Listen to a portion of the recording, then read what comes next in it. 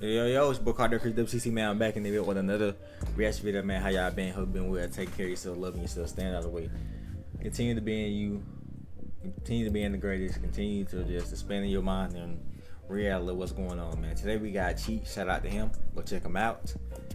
How do they still exist, man? We're gonna talk about these stores that honestly I don't like. I'm asking the same question, bro. A lot of these stores, I'm honestly surprised how they exist as well. It like got me thinking, my nigga. Some of these stores might be money laundering. What? Money laundering?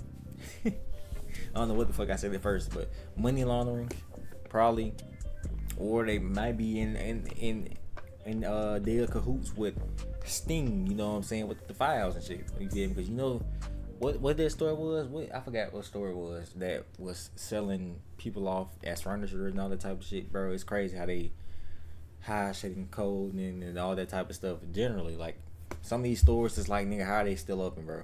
Honestly, you know what I'm saying? I mean, I know the early 2010s is probably booming, but now, nigga, it's everything online, my nigga. Majority of these stores you don't even necessarily need to go into, you know. So, without further ado, man, we about to get into this video. I love y'all.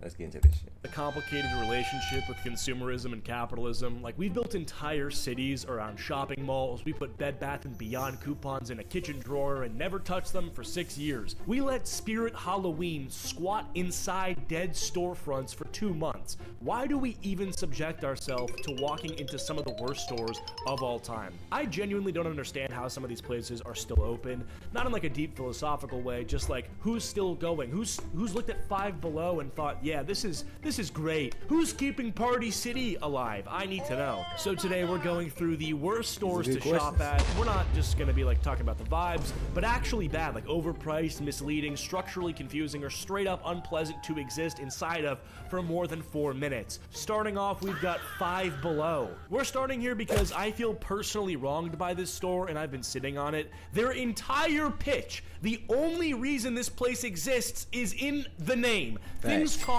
$5 or below. That's the directing this cheap stuff, and you walk out with cheap stuff. Very simple agreement between a store and a customer. Except at some point they added a section called Five Beyond, which is not $5, it's 10, 15, sometimes 20. And it's not like in a different part of the store or color coded. It just kind of sits between the same shelves next to the $3 slime kits and the off-brand earbuds. A small sign that says Beyond, like that explains anything. So I bought a Bluetooth speaker thinking that it was $5. It was 14. I felt like an idiot at the register. The cashier didn't say anything. I didn't say anything. I just paid it and left. And that's on me for not checking the tag. I just hate it so much. The stuff that is actually $5 is a real gamble. Sometimes you'll get something that's decent and you feel great about it. Like I bought like a phone stand one time and I still have it. It's totally fine. But I also bought a charger cable that stopped working before I got home. It did not survive the car ride. Didn't even make it to my house. The stores also always have at least one section that looks like it got hit by a tornado. It's always the half empty shelves and you have the products in the wrong bins. One shoe on the floor that doesn't seem to belong to any pair nearby. I think this just has to do with the type of clientele that Five Below attracts. 13-year-olds coming from low-income households that love demolishing stores for some reason. Forget China. I'm pretty sure Five Below is where COVID started. Like, it was probably some toddler chewing on some random thing, and they got like a weird sickness from it, and it spread across the country. So I don't hate this store, but I don't fully trust it either. Moving on, we've got GameStop. Now, GameStop has been dying for something like 8 years, and it refuses to actually die, which is kind of impressive in a depressing way. Like, this company only exists at this point because it was like memed back into existence by the pump and dumping stock market thing with the help of Reddit. So I'm not sure what they exist for now. Like, I was there last month because I wanted to Like GameStop, bro, like it honestly does need to die. You know why it needs to fucking die? Because I returned so many games for fucking petty amounts of money, nigga. So many classic games I should have fucking kept as I was younger. But when you're younger, you're in that stage of growing up and you're trying to, you feel me, get money to even get more games on your console and shit. I had hella 3DS games, hella DS games, nigga. You feel me? I think I had Origins too. And I think I gave that shit away. I think I gave that shit away. I sold it like a fucking idiot. I want to play Origin so bad, bro. Because I got my 360 hooked up again. But they be scamming the fuck out of people, bro. You trade in 20 games for fucking $12, bro. No cap. Like, that's the reason why they should go out of business. No, that's why they're going out of business. All that scamming they was fucking doing to us while we was younger. Now they expect niggas to shop. Nope. You feel me? I still want to experience a GameStop release opening though, like, cause I feel like that was probably generational. You know what I'm saying? Like, when just imagine when, like, you feel me, the actual good Call of Duties came out, the new good games came out in general. Just all the classics. You feel me? Like all the big title releases like Need for Speed or something like that. Some just some generational classic. Maybe even Devil May Cry. GTA 5 as well. You know what I'm saying? Just now you're not gonna experience that, nigga. It's just online, or you getting it online, or you feel me, you might get a physical copy. That's if you got the PlayStation 5 though. You got Xbox, you straight regardless, but it's just crazy, man. Like, damn, you feel me? Hopefully at least, I hope GTA 6 like the last hoorah to that shit. Like, maybe for GTA 6 niggas gonna, you feel me, camp out of there and do the thing. But we don't know. We'll have to see. You know what I'm saying? That might be the last time people actually camp outside GameStop too, no cap.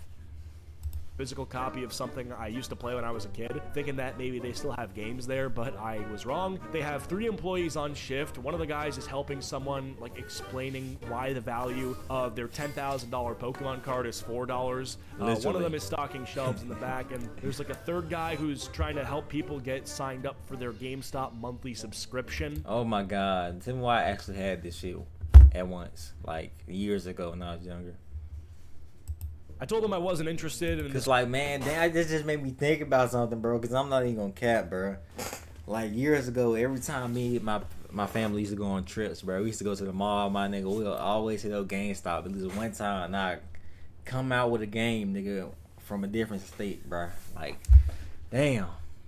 Guy told me about it anyway for like 90 seconds. There's a point system with discounts and trade up bonuses, but it's 2026. I can't think of any reason I would actually go back to GameStop after this moment. That's like the whole GameStop experience, by the way. Like, the prices are also generally difficult to understand. Used games that you can get on Steam for $1 or $2 are sitting behind their glass case. Who's making these pricing decisions? Because the people who still shop at GameStop are exactly the kind of people who already know how bad the prices are and will tell you immediately. It's funny because the game I was trying to buy was actually being traded in by, like, I think the only other person there. It's Red Dead Redemption 2 for the Xbox 360. So if you think about it, I could have just removed GameStop and paid this guy in cash, right? He gets a good deal, I get a good deal. GameStop doesn't touch anybody in their butthole, except that's exactly what they did. Now, it would have been weird for me to, like, stop the guy in the middle of his transaction and say, hey, like, can I buy that off you? Because I just feel like we get in trouble or something. I don't know, trespass from GameStop, which is not even a bad thing, but, you know, you don't want the cops involved. But yeah, this guy got, like, what, 10 or 20 bucks for the game that I ended up paying 34 or 25 for. I don't know. It was ridiculous. I pretty much watched them pocket money for doing nothing. And it's not even like the poor employees that are getting paid minimum wage get a cut of this. It's all going back to the corporate overlords. But honestly, the pivot to them selling like Funko Pops and Pokemon cards says a lot. Like, they really know they're not a game store anymore. They're just kind of a hobby shop that's used to sell games, which is fine. But I guess it's just sad to watch what happens over the course of several years in real time. Like, I'm sure if you've had a GameStop in your hometown, it probably closed up and like something came in place of it, which is very sad because I will be honest with you guys, I feel like GameStop could have and should have been a spot for nerds to meet, kind of like Starbucks for Steam users. But yeah, I don't know, the money wasn't there. Sad. Moving on, we've got Bath and Body Works. Now, I have to be careful here because there's a lot of people who genuinely love this place, and you got people who treat it like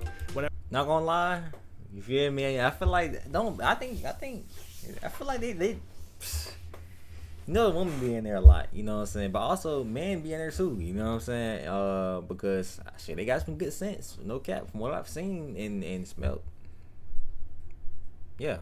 Like they have some good ass candles and shit. So I mean, I kind of understand why they're open. Not gonna lie. Whenever there's a sale, it's a national holiday. These girls know the candle names by heart, and I'm not trying to fight these people, so close your ears if you're one of them. But the pricing is designed to feel like a deal without actually being one. So do not ever go here if you are with a girl, because a candle is somewhere around $20-something normally, but if you buy 10, it drops to like 8 or 9 each. So the optimal move is to always buy in bulk, which means you're never just buying one candle, you're buying 10 candles, then some lotion, which is sitting on the table near the entrance, then like a wallflower because like, you know, it was on sale. So you've spent like $160 on things that smell nice. Girls love this shit. Girls will defend Bath and Body Works like it's their religion, but it's not really a good deal. Like you have to buy in bulk, so you think you're getting a discount, but you wouldn't have bought in bulk if you weren't getting a discount. So it's kind of like not really a discount. Either you get what I'm saying or you don't. The scent situation when you walk in is also a lot to process. Your brain sort of pauses for a second while it calibrates, and I personally can't walk past the store in the mall without coughing. Some of the stuff does smell nice, other stuff just smells wrong. I don't know. I respect the business model, but I feel like it's just not for people who like money or like saving money. It's for girls that want to do impulse purchases because of their like sinuses being stimulated. All right, moving on, we've got Spirit Halloween. Now, Spirit Halloween exists for maybe 8 weeks a year and somehow still manages to be one of the more frustrating shopping experiences of the whole year. Every Spirit Halloween is inside a building that used to be something else, like a Pier 1, a Bed Bath & Beyond, a Toys R Us. The ghosts of the previous tenant is always there, like the old shelving units that don't quite fit the new inventory or the layout that made sense for a furniture store, but not for a Halloween pop-up. That like faint lingering smell of whatever used to live there. The costumes are way more expensive than they look. Like, why am I buying a $90 Halloween costume that is a thin piece of fabric? I could just throw on a little white bed sheet over my head and try to be a ghost, call it at that point. I just don't like it. Like a costume made of very thin material packed in a plastic bag that will not survive more than one wear. And if it has a licensing fee and isn't just some generic costume, then you're really fucked. Anything that's like Nintendo or DC or Marvel is gonna be at least double what it should be. I do like the vibe of Spirit Halloween. Like, I think it's just because I like Halloween in general, and the stores are cute. Like every store has at least 3 motion sensor animatronics like placed specifically in walking paths just to like scare people or give grandmas heart attacks. So it's like the potential's there, they just need to not be robbing everyone who walks in. It's weird because people have been saying like every year that Spirit Halloween is gonna collapse, but every year it comes back. Like it's surviving the retail apocalypse by squatting inside dead storefronts for 8 weeks and then vanishing. Like it makes sense, I guess I get it. Like if you show up even close to Halloween, there's nothing left in that store. Like people really do clean them out. Like the logistics involved in this store are pretty impressive.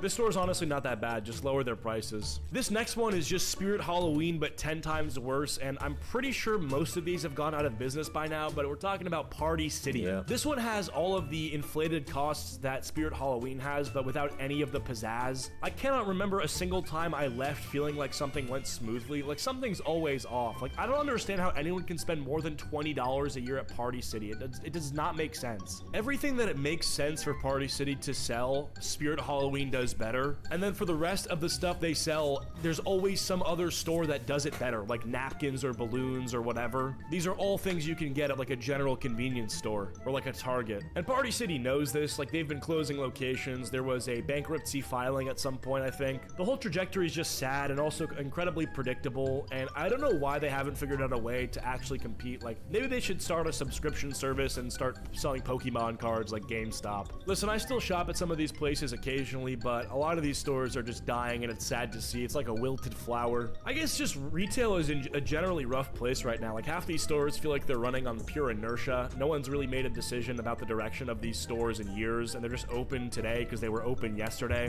But yeah, if you think a store should be next on the list, drop it below. I'm curious what you guys have got. Follow me on Spotify, leave a like and subscribe if you're new. I might make a part 2 if this video gets like, I don't know, 5,000 likes. I'll see you guys later. Goodbye.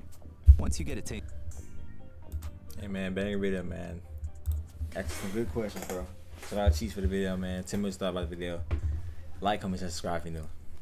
And yeah, man, it's about Carter Chris WC, man. I'm out of the bit. Y'all stay safe. I love y'all, man. Till next time. I'm out, bro.